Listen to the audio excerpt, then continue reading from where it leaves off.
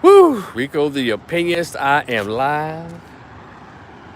It's a beautiful night as we get into the fall and wind down from the nights are a lot more bearable. But anyway, let me get into this. First of all, thank y'all so much. Continue to like, share, and subscribe.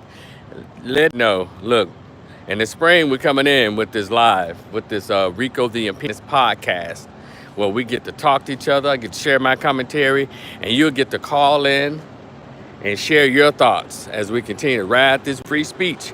I know, to the chagrin of the Democratic Party, Kamala Harris, and her regime, who wants to come into the White House to try to quench freedom of speech because they don't like what's being said. They don't like the Democratic Party being exposed as the actual dictator party that it is. But anyway, y'all, did y'all hear or did y'all see the video with Jerry Jones, where JamieFoxx was sitting next to Jerry Jones? I guess he was watching a practice or a football game. I put a story from Vibe magazine in the description box along with my other stuff, where y'all can go and check it out if you haven't.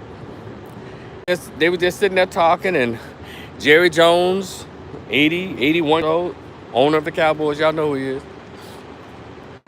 Jerry Jones said, describing he 5'9", 210 pounds, and got an 8.5-inch dick. Jerry Jones said this, and immediately JamieFoxx like, oh snap, let me cut this off. Jerry Jones said that. So I heard about it yesterday. I go straight to the blogs and start listening to see what other people have to say about this, and a lot of different perspectives. Like, how would you know about that, Jerry? And Jamie, JamieFoxx, how comfortable are you with Jerry Jones that he can talk like that to you about another man's private parts? Anyway, but also let's get into the historical significance of what Jerry Jones said, how he said so freely. Yeah, he's an old dude. One thing about old racists and old white men who've been rich a long time, they've really enjoyed their privilege. As they're heading out the door, they get 75, 80 something, 90 years old. They don't have the wherewithal to kind of quelch who they really are.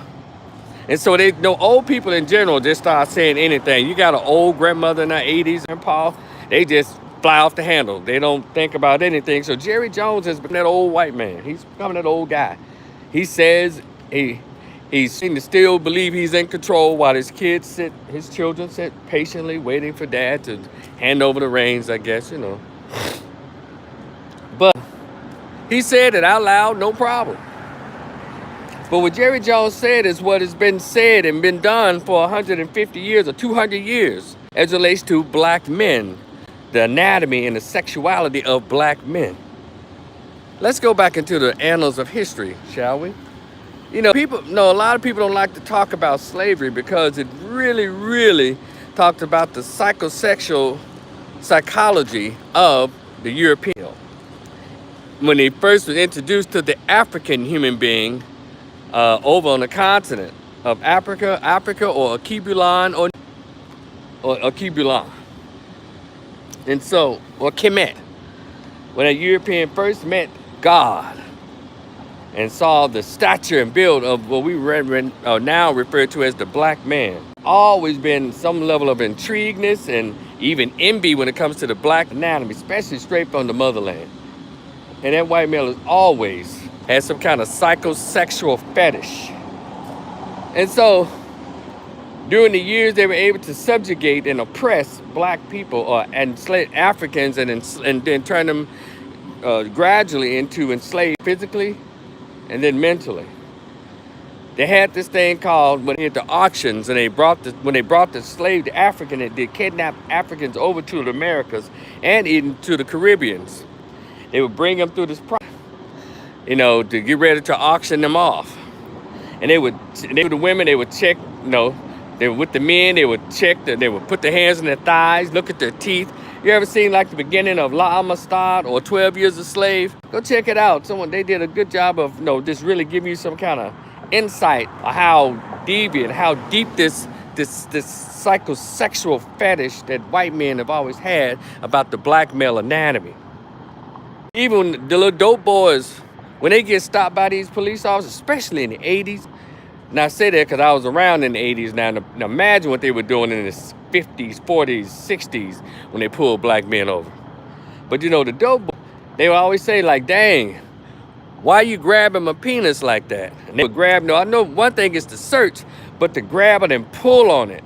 And then they started sticking their fingers in the butts of these young men who were selling drugs.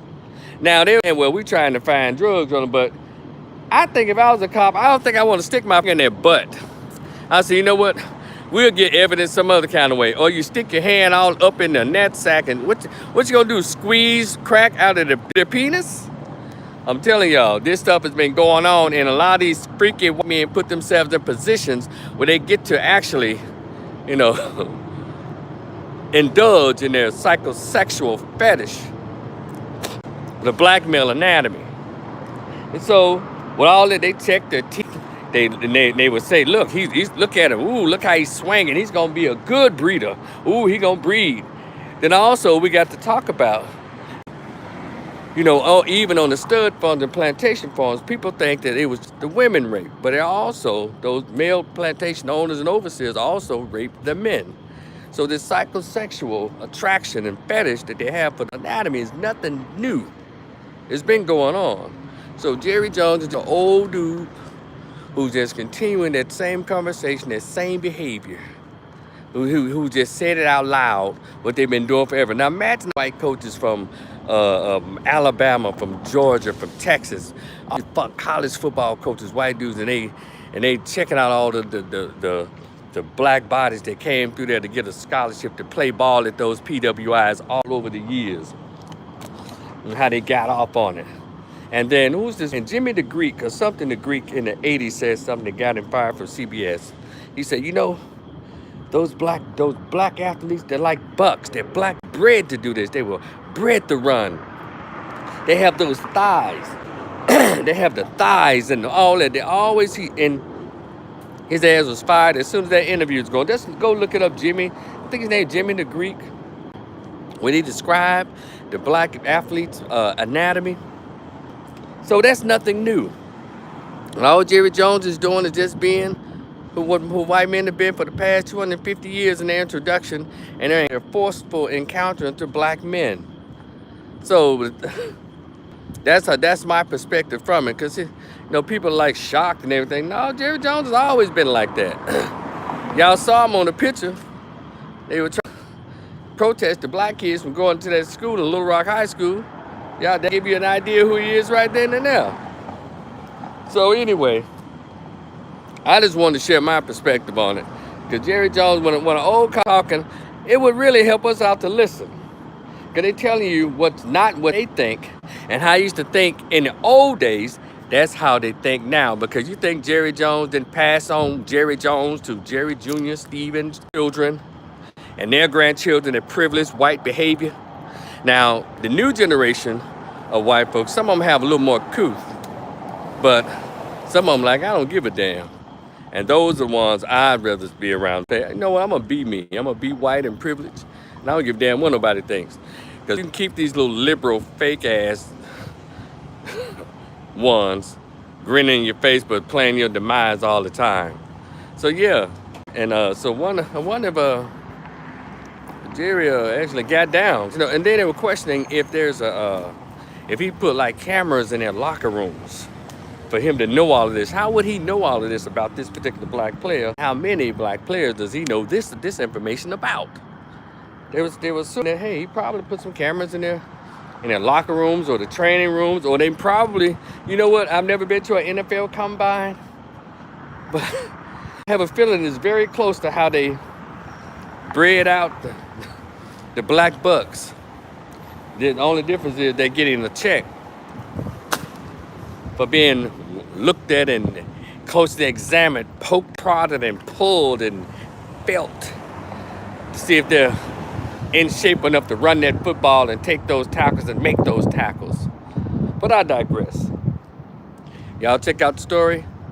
I'd love to hear your perspective on it. Go off in the chat.